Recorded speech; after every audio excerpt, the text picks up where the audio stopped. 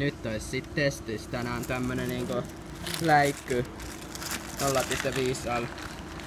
Ja siinä on Arttu Lindemanin naama ja trooppiset hedelmät vielä makuna, niin semmonen limukka testissä. Ja joo, maksoi 2 € ja mulla ollaan tosi paljon sanottu ja spekuloitu, että tätä on pahaa. Ja itse spekuloin sitä, että kyllä se pitää paikkansa. Ja täällä tosiaan lukee nää sosiaaliset mediat, mutta älkää menkö seuraamaan vaan seuratkaa vaikka mieluummin mua joo. Mut joo, korkataan tää tästä Millä pohjat sitten? Mulla on tästä mun kaveri, niin sä voit auttaa mua, älä kuvaa mun naamaa sit, niin sä voit auttaa kuvasta pulloa, kun mä korkkaan sen, niin mä saan sen auki. Poksahti.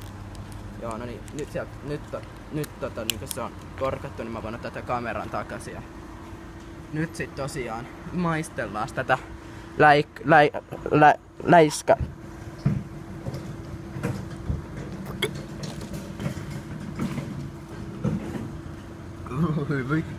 Voi helvetti. Hädin tuskin pystyy nielemään, joo kaadetaan sitä liikku saman tien menee. Mä haluan maittaa kans. Joo, ja menetään tuolle pohjat, mut joo, siinä on pohjat sulle, joo. 0/5 pakko myöntää, hyi helvetti, älkää ostako tätä. En missään nimessä suosittele. Joo, se oli Joni 86 täällä pahoissa ja erittäin karvaisissa makuelämyksissä kärvistellen hyvää päivän jatkoa.